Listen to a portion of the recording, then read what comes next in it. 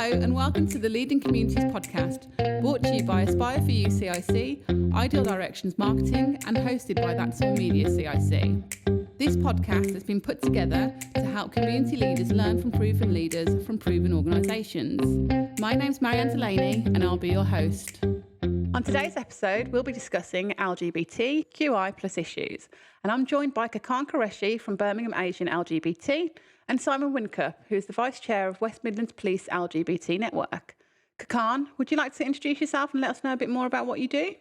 Well, my name's Khakan, obviously, and I run a South Asian social support group called Birmingham South Asians LGBT Finding a Voice, otherwise known as Finding a Voice, which has been running for about 5 years now here in Birmingham, in the heart of Birmingham at the LGBT Centre.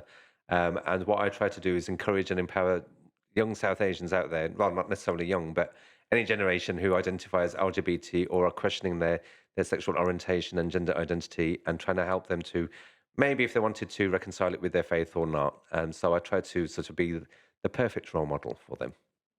Brilliant. And Simon? Yeah, so I'm Simon Whincup. I'm the Vice Chair of the LGBT network within West Midlands Police. So I'm there as a staff support mechanism for LGBT staff, and also to give advice to the police service on how we interact with LGBT community, which has been quite relevant in recent months in Birmingham. Yeah. Okay. As we know, leading communities is all about, our communities and our community leaders and giving them the information, access to information, to practical skills and knowledge. So with that, one of the questions that we're going to start off with is, how did you get people to start caring about LGBTQ issues that you've campaigned on?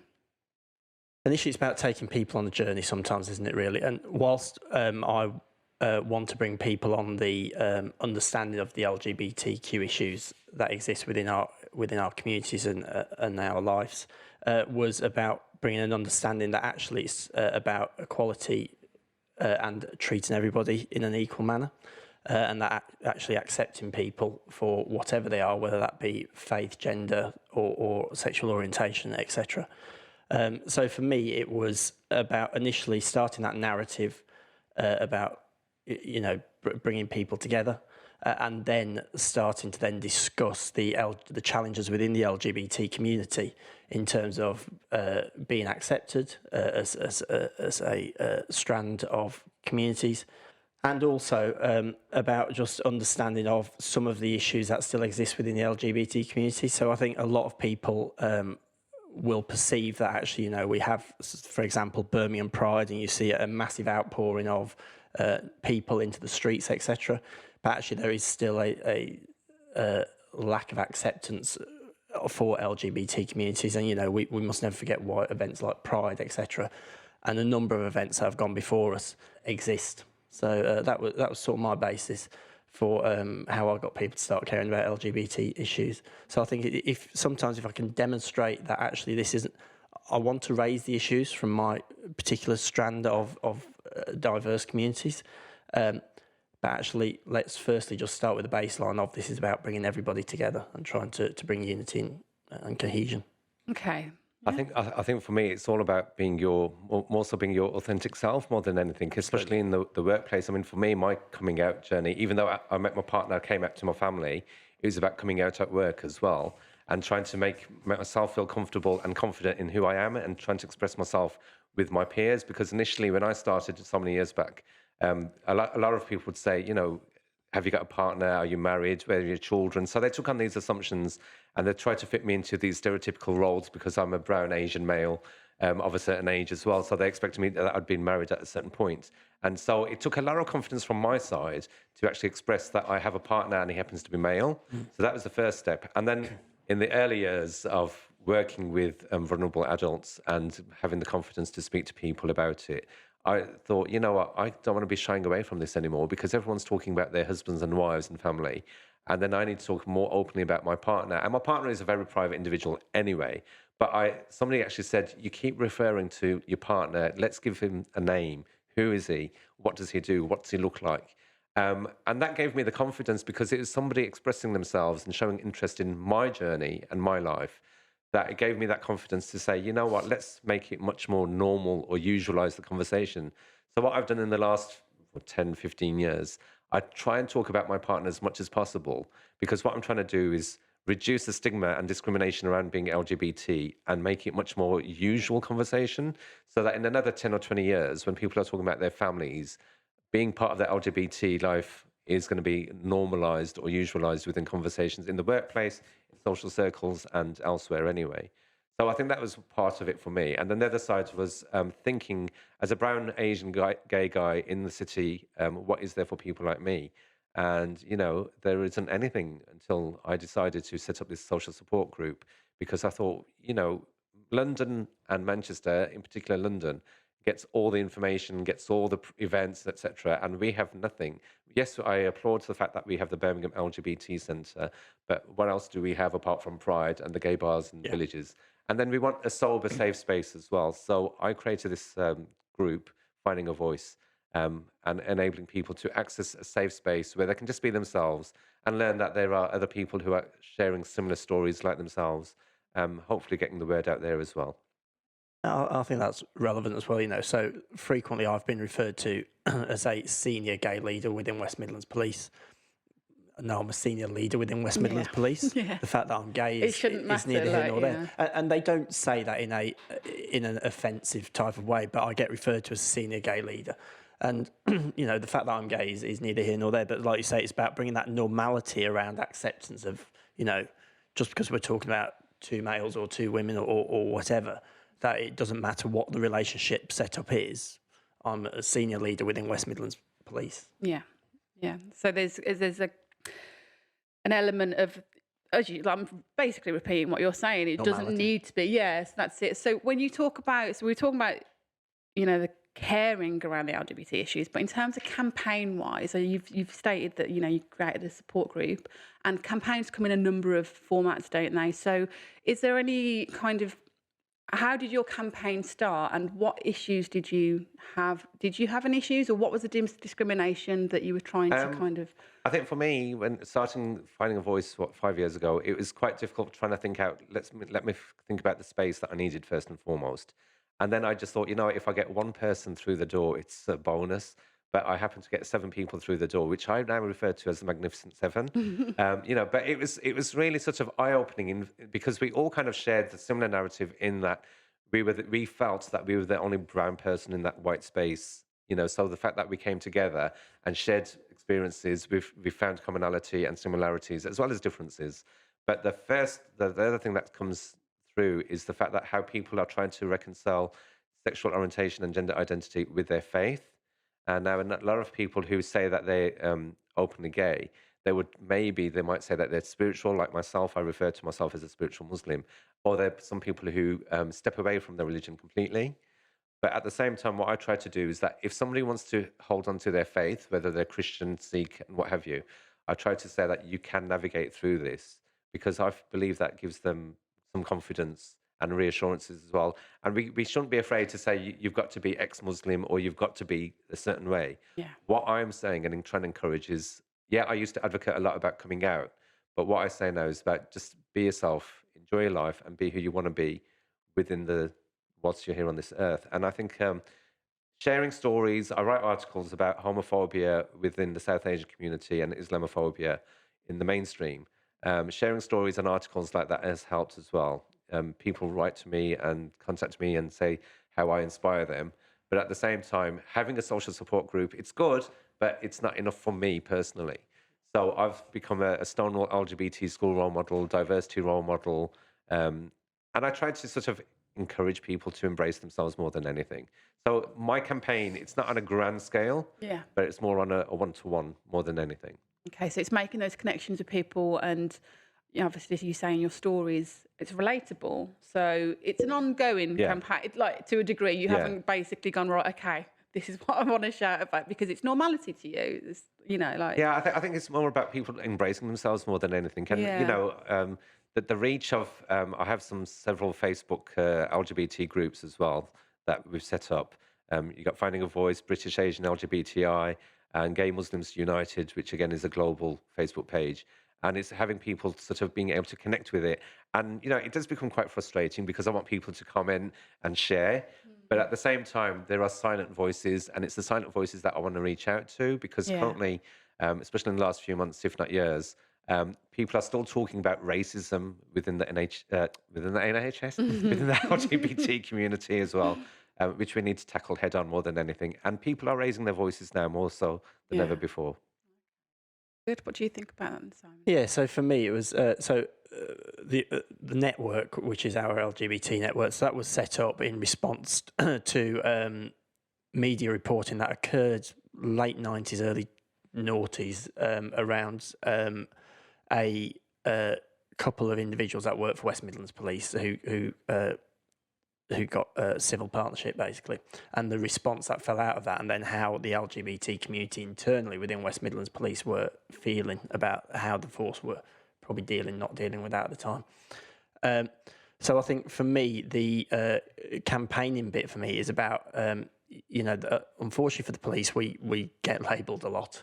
So the institutional racism card comes out quite a lot.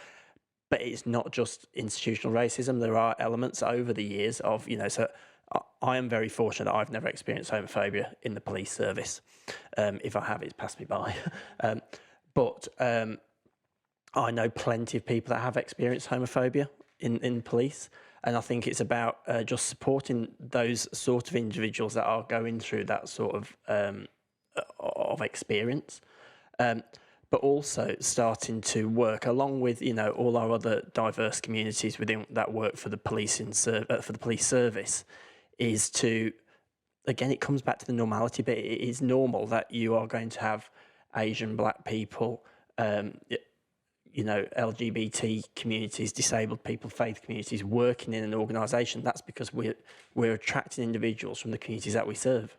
So it's about raising awareness of the issues that impact on the LGBT community. So for me at the minute within West Midlands Police, and I say at the minute, for some time there has been a drive that we must increase representation from the communities that we serve. Now within the West Midlands, obviously we have a very diverse community from which we can feed from. But for me, it's making sure that us as an organisation are raising that awareness that includes the LGBT community as well. And I think that's really critical, that we make sure that we're not just representative in one or two strands, but actually we're representative in all strands of the communities that we serve. Because otherwise, as a police service, we won't be able to understand and engage with our communities if we aren't representative. I think, sorry, just to add on to that, I think as well with the police, it's important that you show yourselves as being allies to the LGBT community more than anything. Yeah. Especially in these current climate being what it is with the protests outside primary school gates. Yeah. I think it's really important that the LGBT community, whether they're white or brown or black, that they know that they've got allies with the police. Because the police, we know it still is being stigmatised from. And I think that was really key. So in this year's Birmingham Pride Parade in particular. So, myself and my fellow committee that I work with, we were really key that this year more than ever, we had to show that there is a unity with not just the LGBT community, but with all communities. So in previous years, our turnout at Pride, in the parade in particular, hasn't been the greatest in number. But this year, we got over 150 people out. So that includes not just our serving police officers and police staff, but our cadets, our street watch, because actually they're all individuals that represent West Midlands Police in some way, shape or form, and they were from BAME communities, they were from LGBT, disability, faith groups, etc. But bringing out that shows a unity from the police with all the communities. Do you know what I mean? And I think this year was more important than ever for us that we show that unity with our community. So just for the purpose of the listeners, can you just, you've mentioned the schools, can you just give us a background of what's happening in Birmingham at the moment in terms of the protests? Well, currently in Birmingham, we have two schools, primary schools, which had programmes which looked at LGBT inclusion, having representation of maybe that some children have two moms, or maybe they have two dads, and this has caused an upset within the Muslim community, predominantly Muslim community, shall I say, here in Birmingham. And so there's been ongoing protests for the last 10 months on and off. Currently, one of the protest leaders and his cohorts are going through an injunction.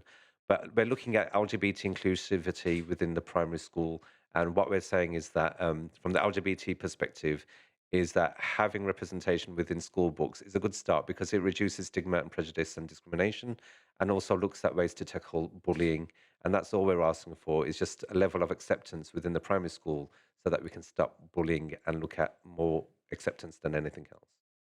So you've been quite involved in that, haven't you? And I think like what you say again, your story and the information that you're putting out there within that arena and within the Birmingham Asian LGBT. How do you keep people or how do you stop people from losing interest, and how do you keep them caring about the issues?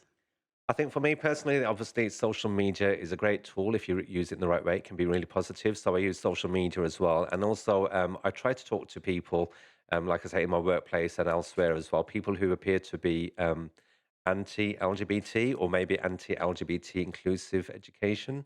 And then I ask people to actually address this by asking them what do they understand what's being taught within the schools. It's really unfortunate that a lot of people are gaining misinformation through the media as well, or maybe some other word of mouth hearsay. And it's trying to tackle that head on is quite challenging in itself. And, I really want to bring it down to the facts and the resources. And I ask people, have they read the books or do they know anything about the books? Because you can get them, being read on YouTube, for example. So what I do is to keep people engaged is I would constantly share the link of several of the stories Yeah. which are at the heart of this controversy, if you want to call it that. Like My Princess Boy and Tango Makes Three. Now, My Princess Boy, those who are anti-LGBT or appear to be anti-LGBT are saying that this is promoting transgenderism or transgender ideology. What the hell is that for a start? But I've read the book as well, and I've read the background to the author of the book. And nowhere does she say that her child wants to transition at all. Because who's to say that in a few years' time, when the child is a bit older, that the person might be heterosexual? We don't know. But she's saying that what she's trying to express in that story is that every child is different, and no matter how hard she tried to have her little boy dress up in what we would deem stereotypical male clothing, it wasn't for that child, and she just wanted him to be happy, and that to her as a mother was the utmost importance. And the other one is A Tango Makes Three, which is about two male penguins who appear to adopt an egg, a chickling. And again, they're saying this is promoting homosexuality, which it isn't. It's part of nature, and this is what happened. So trying to tackle it, and I keep saying these are primary school kids looking at children's books, and I cannot believe that 10 months down the line, people are still protesting about it. I know they keep saying it goes against their religious moral values, but at the same time, it's about navigating those moral compasses in modern times. Yeah. I mean, you talk about social media, and the thing is, I think with social media, it's very easy for the chaos to just snowball, especially with misinformation. So, sharing the links to this information, you say you believe is the good start to kind of ensure that people are informed, make an Yeah. informed personal decision as Yeah. well based on what is being shared. What do you think, Simon? Yeah, so I do think social media has many benefits, but it also has a lot of bad benefits, and within the police service, we see that can quite easily stir up community sentiment quite quickly on both sides of the coin. I think that I applaud what you do in terms of sharing, that narrative of actually, well, it's not a narrative, is it? But sharing this is what's actually being taught in the schools, because that is an element of giving that true reflection of what is actually going on, rather than misinformation. Here's the pure evidence in front of you. I think it's a difficult one, really, because how quick a community sentiment can be stirred up, and I think we have seen it in this particular case and in a number of other cases nationally. The social media is really one of our biggest challenges in terms of keeping unity. I think the other thing, which is what I try to pull out of it, and I go back to what I said at the start when we, was how do you get people to start caring about LGBT issues? It's about actually, this is a current situation in time, and how long that plays out for, and continues to have challenges or positives around it is sort of a bit of an unknown. But actually, this is all about just bringing acceptance for individuals from whatever walk of life you're from. So, you know, if you think back to, you know, so I talk frequently with older relatives of mine who will say, you know, about individuals with disabilities, for example, and they will say, oh, years ago, you would never see those kind of people in the community, but now you do. And I think, you know, I use that as a comparison of how we've moved along a society. Absolutely, you know what I mean? Yeah. So we don't hide people away because they have a disability, as families would have done many years ago.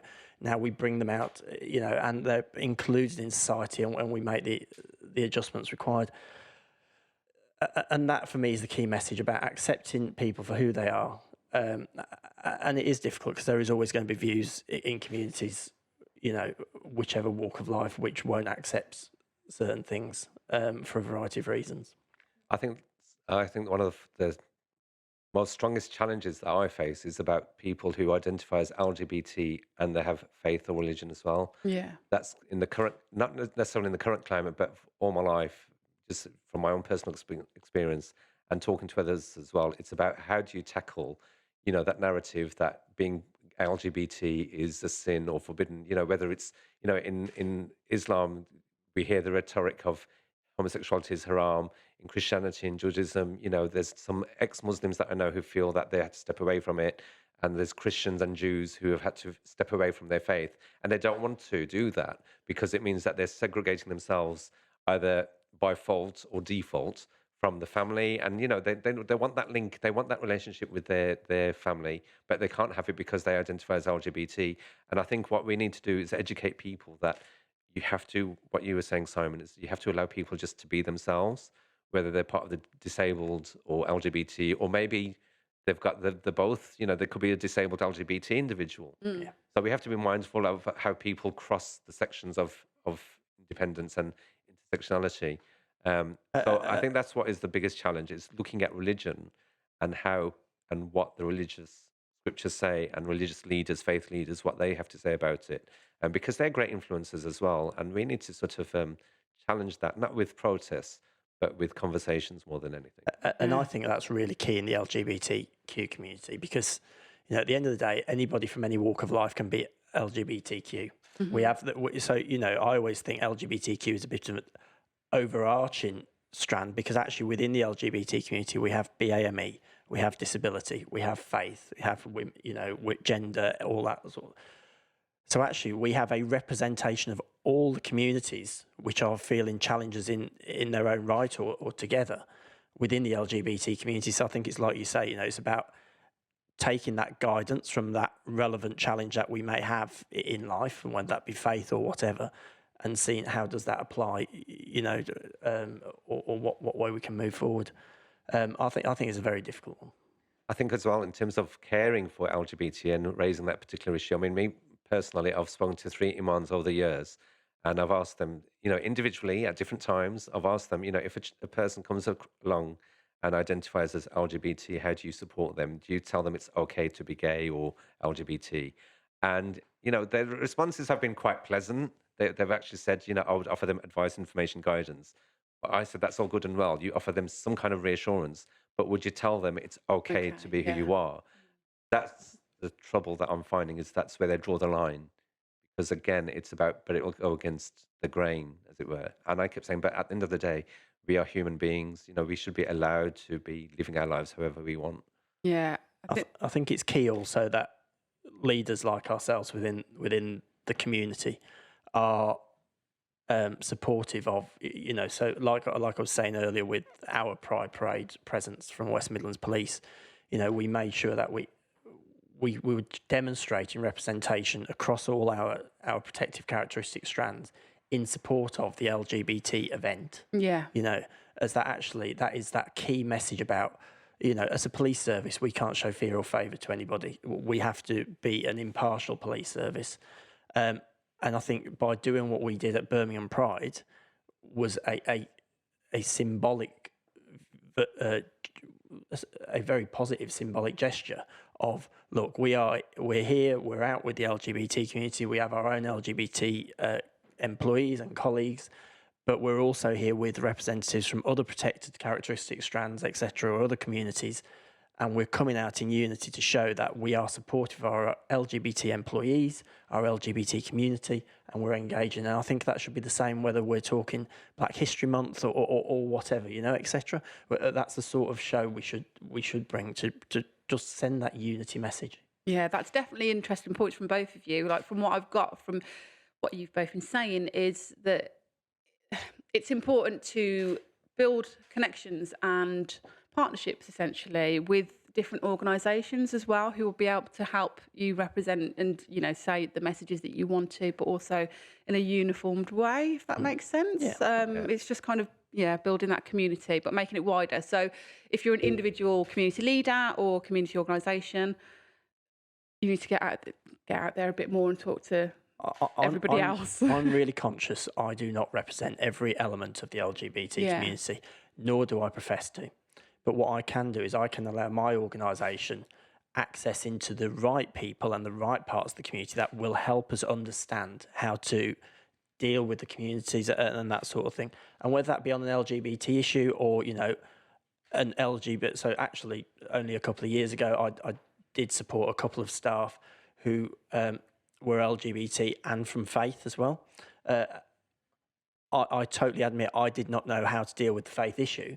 But what I did do is I then found individuals that could help them deal with coming to terms with the faith issue and with being LGBT as well. Do you know what I mean? Yeah. And I think that's the key. We're coordinators, aren't we? We push a message out of this is what unity should be and that sort of thing. And that's how we lead and that's how we show we're caring and that's how we keep people interested in what we're talking about. But moreover, we are coordinators of, okay, I don't know everything. I know about being a gay male. I don't know what it feels like to be a lesbian. I really don't know what it feels like to be transgender. But what I can do is I can introduce to and I can ingratiate myself as well with those strands of communities to also build my understanding. So I will never completely understand what it feels like to go, through the transition process, etc., or what you feel like as a child and that sort of thing, in that hidden body. But what I can do is I can appreciate it through my own learning, but then also introduce people who may need introducing or gain knowledge from people that can help me build that unified community. And I think it's really important that we do have representation in all walks of life, whether it's the police force, the NHS, as I mentioned earlier, or anywhere else as well. Because, you look at Birmingham and see what it has to offer, compare it to London or Manchester. London is at the forefront of LGBT scene, whereas unfortunately in Birmingham, and maybe it is the media outlets in here in the city as well, we do need to look at more representation and diversify the narrative in terms of billboards, advertising, stories that are being shared, because constantly it tends to be cisgendered white males as well, which dominates the whole LGBT scene. If we look at South Asian lesbians, for example, where are they? What are they doing? Why are we not hearing their stories? Are there any in the police force? Me personally and professionally, I would like to know what's going on in terms of ratios, in terms of staffing levels as well. Absolutely. And resources, and how do you support the individual, particularly those from South Asian cultures as well, female who identifies lesbian, bisexual or trans.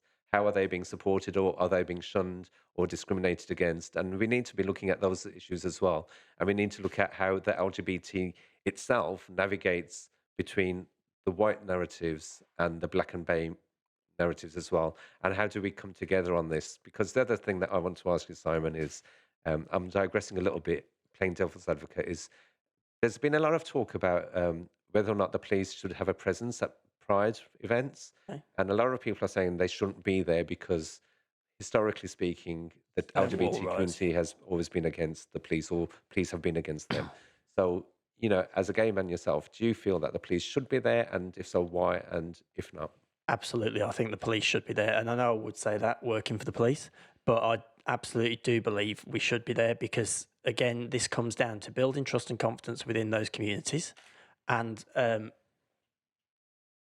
it's not just about building trust and confidence. So, I will give you an example of a few years ago, I was working Pride on the mobile police station at Pride. And 3 straight colleagues who work for West Midlands Police. They were policing the events, you know, doing the walkthrough and the security piece. How they were received by the LGBT community and just the general attendees at Birmingham Pride was fantastic. You know, and likewise, their interaction with the community was very party atmosphere, all that sort of stuff. What I found interesting was then a few days later when I was meeting up socially with friends, they were talking about how they had been engaging with 3 police officers that had been walking around, and they found it really refreshing that there was actually engagement, and we weren't just walking around in this sterile way of, you know, what's that bag there, why are you there, and all that sort of stuff, and what crime you're committing. Yeah, obviously we are there for a crime and disorder protection point of view. That's our duty as a police service. But that engagement, and so now going forward, what we've done is every year for Pride, the briefing that we give to police officers is don't walk around sterile, engage with the communities, have a laugh, you know, all that sort of stuff. And I find it interesting, and it may just be people are saying this to me because they know I work for the police, but actually you do get that feedback of we felt engaged by the police. I appreciate, however, that in the past, you know, when we look back at things like Stonewall many, many years ago in New York, and internationally, the way the police service responds to the LGBT community, that the police service hasn't always held itself in glory.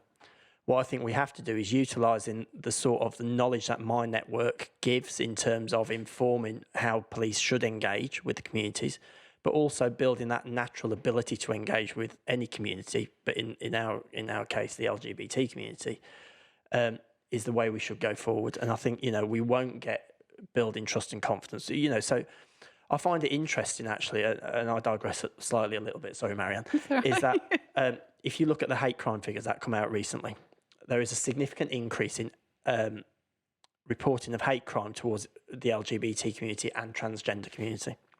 Transgender, off the top of my head, was something over 30% increase in transgender. My first reaction to that is, oh my God, that's really bad.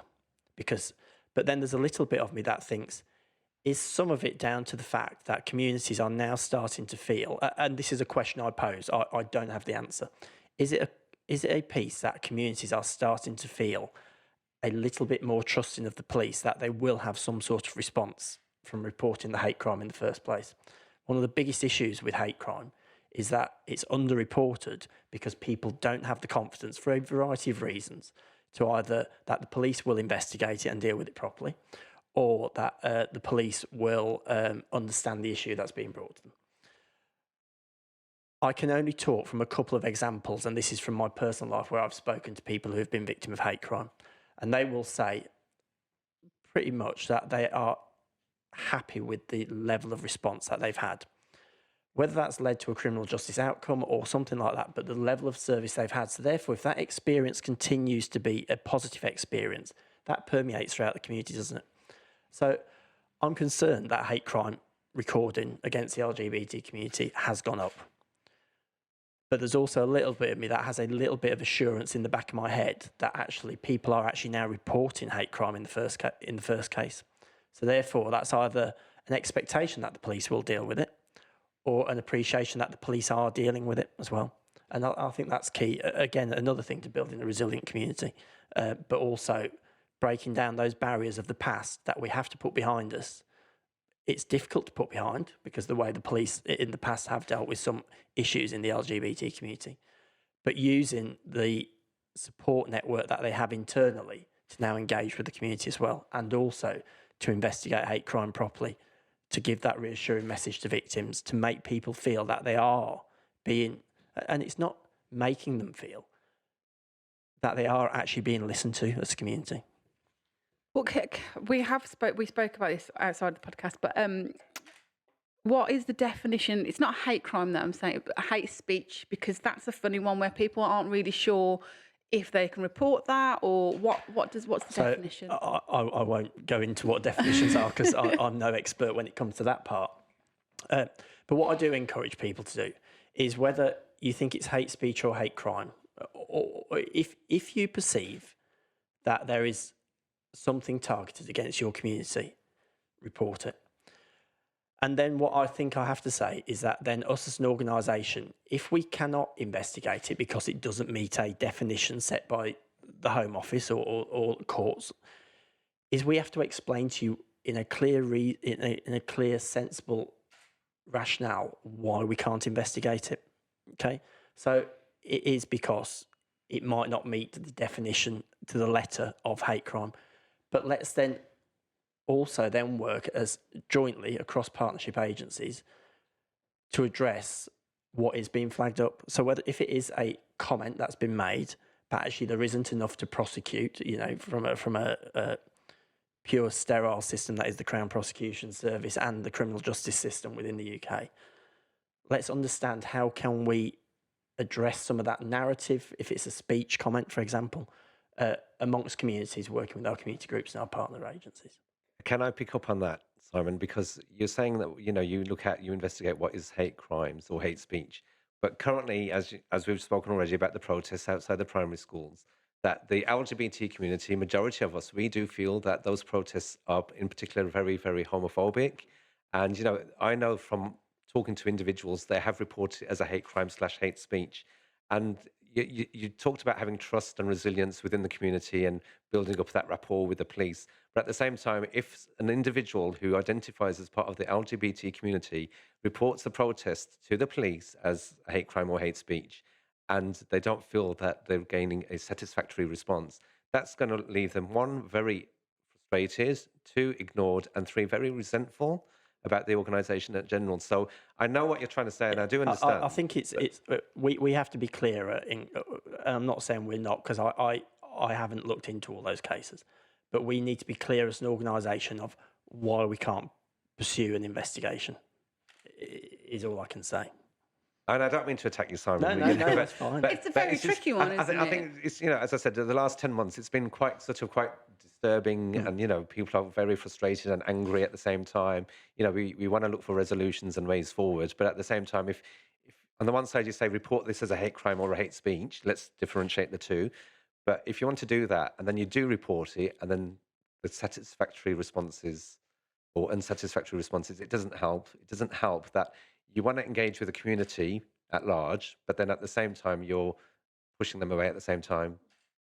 So unless you come out with a proper statement to say this is what we can do or we can't do, which I know from my own personal experience, someone has responded to some questions personally, but on a more local or national level, I think people want answers. Especially from the LGBT community, they want answers to say, why are the police not responding to this? We're saying categorically it's a homophobic protest, but nothing. Yeah, wow. I mean, it's a tricky one because obviously you're both passionate, and there's different slants on it. But I've witnessed the protest, and I've witnessed the online kind of abuse, as we'll call it, because it is hard. It sounds like there's a bit of a gap that needs to be filled. And obviously community organisations could do that, essentially. I don't know, in that kind of between yourself and the police, and there's something there, but it's just about... I think we have to be innovative in how we address those issues. So if by the letter of the law, there is not an offence occurred, whether we perceive as a community that there has been or there hasn't been, we need to be innovative in how do we then deal with that. Rather, and I think that's the way forward, is innovative. So is it about the community meetings like we had above the loft, an explanation of what the response was from police, what the response was from council, and how we can move forward. That is a way of building the trust and confidence within the communities. And I think, that's the only thing I can offer really is, and I'd offer that from a personal perspective rather than a organisation perspective, because on this particular issue, I can't talk on behalf of West Midlands Police because I'm not fully sighted on it in terms of the policing response. But I think, we have to be innovative as communities and organisations. The communities also need to reach into the organisations they feel may not be given the service. That may be police, it may be council, it may be local MP, etc. And also say, let's have a discussion and let's work out a way forward too. And I know what you're saying about, those sorts of conversations have occurred. Whether they've always given the desired outcome is another matter entirely. But I think that's the way we should move forward, is just be innovative around that. Well, I think this part of the discussion leads us nicely onto the next question, which is a bit of a mouthful. But what are the dangers and challenges to the community you care about in modern times, and how will you be leading and asking others to lead through them? So I think the dangers and challenges are, as we've already said, social media has a massive impact on communities, and I think for the LGBT community it does as well. But I am really truthful and passionate when I say that I think social media can be beneficial sometimes for putting the right message out, but it can also be really bad for stirring up hatred and negative community sentiment. I think that is a challenge for all of us, not just for us as a senior member of our community or a significant member of our community. And I think what you have to do is, amongst yourselves, amongst our communities, is try to spread that message of tolerance, of think before you type and think before you click sometimes, because as we well know, I think I recently heard it described as when keyboard warriors get going. And it's true, in the heat of battle, when you're really raging about something, people will just write stuff on social media and that gets shared within seconds. And that can really stir up community sentiment. And I think that is a real challenge for all of us. I think the other thing we have in terms of a danger and challenge to our community, and I think you mentioned it earlier, is within our own internal community, is the challenges of acceptance of the race issue. That I think is a significant issue within the LGBT community. And an acceptance of all our, as I said earlier, I sort of see LGBTQ as an overarching, and then with all the separate strands falling off it, or underpinning it, not falling off it, but the underpinning. And I think actually it's how do we accept all that rather than, like we say, And I think the other thing for the LGBT community is, we frequently put it down to the social scene. So for us, that's Her Street. Yeah. But actually, there's a lot more to being LGBTQ than going to the village on a Friday or Saturday night. Okay, so and I think that's where the Birmingham LGBT Centre is doing some fantastic work in that sphere in terms of putting on events. Like art events at the MAC and that sort of stuff. It's about our constant social interaction and actually just going back to what Khan said earlier, leading a normal life. But actually, we tailor some events specifically towards our community.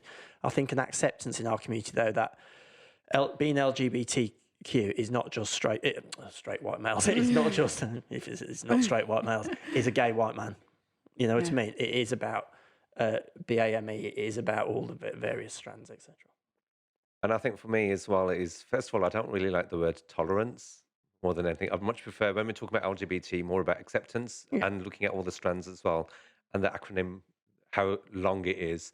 It's about, currently we know that within the LGBT community, there's the LGBT Alliance has just recently formed, sort of taking away the trans.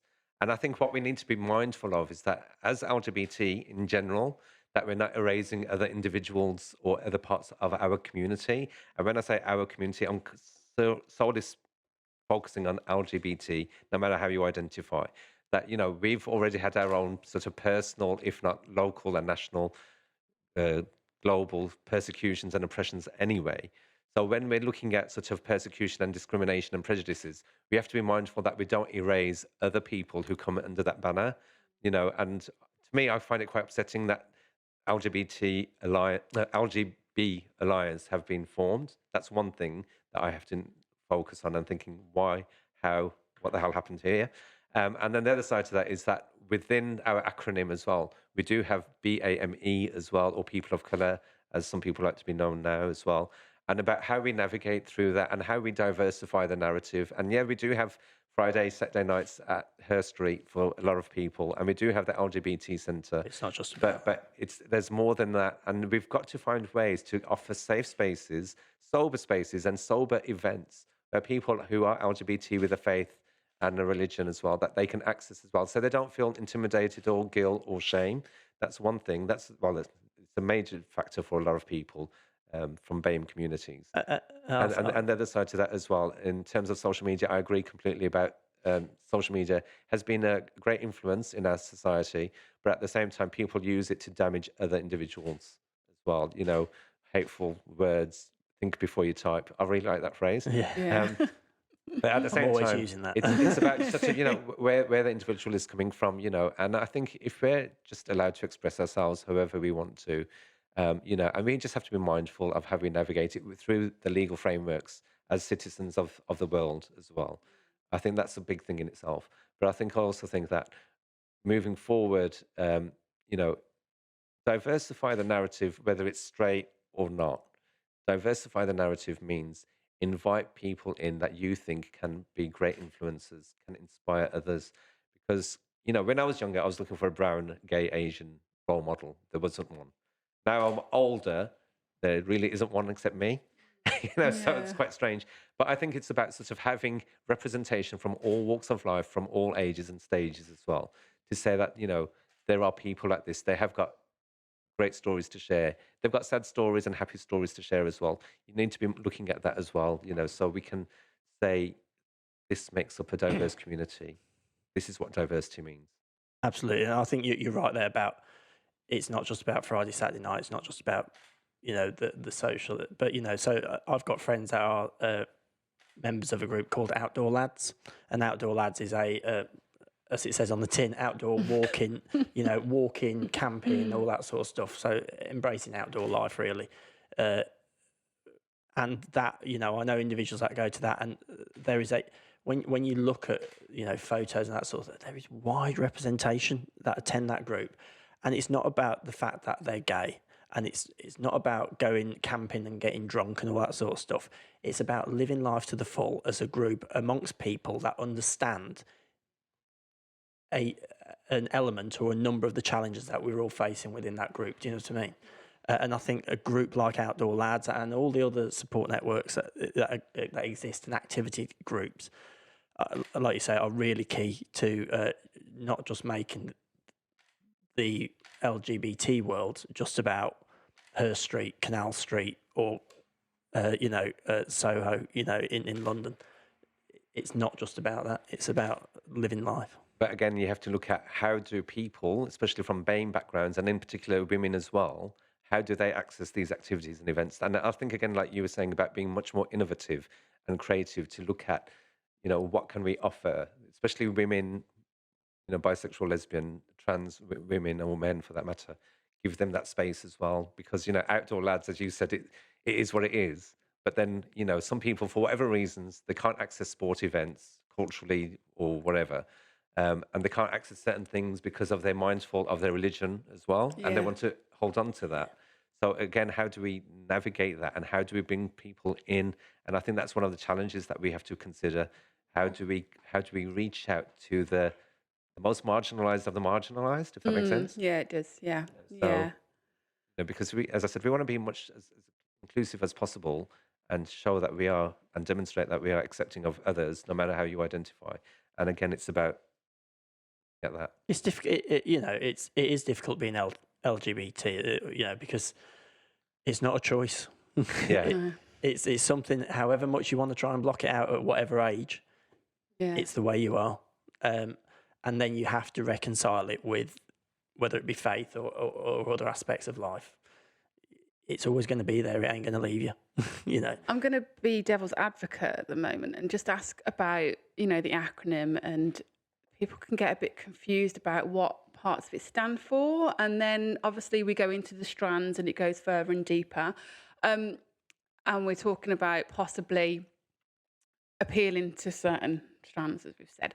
But do sometimes the labels actually make it difficult for other people to understand what is going? They've both started smiling in a way that I'm not sure.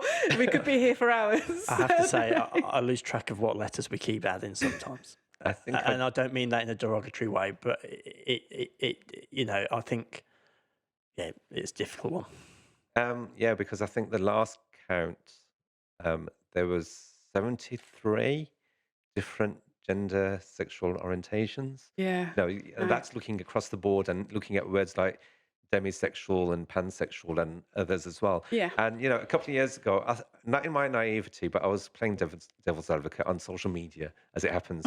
I said, you know, the Brave. acronym Maybe you thought being before you typed. the acronym being what it is, is it becoming is the LGBTIQ plus community becoming quite elitist? Because unless you're part of that community, you are not going to understand what it means. And even my other half, bless him, you know, he's 70 years old and he can't keep up either. And he identifies as a gay man, but he's like, when I say certain words like I, Q, and A, and he thinks, what on earth does that mean? You know, so we have to be mindful of that as well. I think it's really challenging. So, you know, you look at some of the high-profile media celebrities that are gay or lesbian or bisexual or whatever. Even they are starting to, and I know part of it is them showing up, you know, get the viewing numbers up sometimes, but even they make jokes of it, you know, LGBT blah blah blah blah blah, you know, things like that. So it is confusing, and I think you're right, and that's the first time I've actually thought about that in the way you've just said it. Is it actually making our community look elitist? Yeah, and, you know, because you know, when I was younger, it was either the umbrella term was gay, and that was it. Yeah. You know, nothing, and then it was Al was tagged to it, and then because of the feminist / lesbian movement, they wanted it at the forefront because they were a subculture. So you had LG, and then B because it looked at bi erasure, and then trans was added, and now Q's been added. IQ. It has to be IQ. Oh, is it IQ? It's Okay. LGBTI, meaning I is the intersex. Right. Q is queer or questioning. Then you got 2S, which means two-spirited. A is asexual. A again, agender. Now there's talk about P being added, which means pansexual. Yeah. And then K, which those who are kinky, they want to be added to that as well. And then it just goes on. It's an beyond that as well. alphabet of sexuality. I quite like my personal phrase I've used is I like to think of the A to Z of the sexual spectrum. That's one. But in the psychological psychiatry world, they've started using the acronym GSD, which I quite like. I favour that, which stands for gender and sexual diversity. Right. Okay. It's clearer, to the point, isn't it? Yeah, because you know, as I said, this at the last count, according to Wikipedia, anyway, there was 73 different identities. But I keep saying, you know, if the world is 7 billion individuals, that's 7 billion identities. You can't put that on an acronym, can you? Really? No, it's true. So, you know, it's just trying to find a way. And you know, some people, the younger generation, are beginning to use the word queer. They're reclaiming that. Me personally, I find it still offensive. But at the same time, if that's what the younger generation want to identify as, then that's fine. And for those who come from BAME LGBT backgrounds, it's QTPOC. So it's queer and trans people of colour. Right. Okay. Wow. I've learned a lot. It's quite difficult trying to keep up with it myself, you know, because I think I need to keep, you know, at my age, I need to figure out what's going on myself. And I think it's quite hard for people who are trying to be respectful of this. And sometimes people from the LGBT communities and the media play a really bad arm in this as well. They can basically put a negative spin on it about LGBT individuals reacting badly to being called miss, and this goes into the pronouns and all that kind of stuff. So how do individuals in the community manage that if they want to be able to have an open conversation? I think if in doubt, just ask. You know, we know now, you know, there's a lot of people who are coming through identifying as non-binary, aren't they? So, and their pronouns will be they or them. And it's just like any question that you'd ask an individual, you know, if you want to know, just ask. There's no harm in asking. And it's up to me or the individuals responding if they want to be offended or not, you know. I'm quite open in how I respond to people anyway. But there are other people who are quite sort of guarded or reserved in that. But I think there's no harm in asking that particular question. No, absolutely. I think just that. I've got a friend called Karen who I take out frequently with me when I go out socialising, and she's never scared to ask whether you know, for an explanation of something. So I always say, be Karen, and just ask. Yeah. We could have that as a campaigin. Just ask. Be Karen. I'll get I'll hashtag it, be Karen. We'll get a photograph, all right. I think also we have to be mindful as well that, you know, like me, I identify as a gay man. Not that particularly like labels, but then there's some individuals who don't identify as any part of that acronym. You know, there are men who have sex with men and women who have sex with women. but they don't identify specifically as being gay or bisexual or anything. This fluidity kind of thing. Yeah, there's that as well. Yeah, yeah. Okay, brilliant. All right, then. Well, thanks ever so much for your input. It's been really interesting. What we do ask our guests, are you reading anything that you would like to share with the listeners at all that you found inspiring recently? I really don't have time to read at the moment. So, no, I don't. But I do think it is... It's not about reading, it's about just thinking about how do we bring unity amongst communities. And that is always going to be a challenge for individuals. But I think you always think about unity amongst communities. Unity is amongst communities. There is unity in the community, is what I say. Yeah, and also, as I've said, think before you type. Yeah.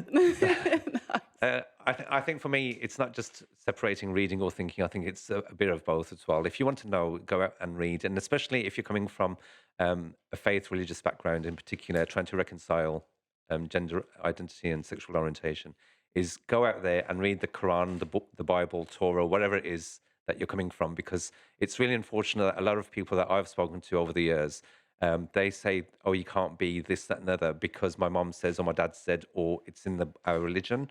But for me, in my own personal coming out, I had to read the Quran and the Bible to make sense of it all. And once I grasped what it said, I just thought, you know what, I can be me totally and utterly. So I think it's about researching that information. The current protests highlight the fact that, people are gaining misinformation more than anything. A really good book that is, no pun intended, but it's like the Bible for the Muslim LGBT community. It's called Homosexuality in Islam by Scott Krugel, which is the first proper, authentic academic book which tackles homosexuality in Islam. It is what it says on the tin. I read that, and to me, it kind of reaffirmed what I'd already known. But for the younger generations coming through and trying to question it or wanting to know what does it say, I think it's a really good book to go out and read. Okay, brilliant. So if people want to follow you on social media, do you want to give out your handles? Oh, I'm everywhere. I'm on Instagram, Twitter, Facebook, and it's Khakan Quresi. Okay. And I'm just on the WMP LGBT network. Very simple on Twitter. Okay, great. Thanks ever so much for your time. Thank you for listening. To keep up to date with Leading Communities podcast releases and updates, follow us at A4UCIC, at Ideal Directions, and at That's All Media.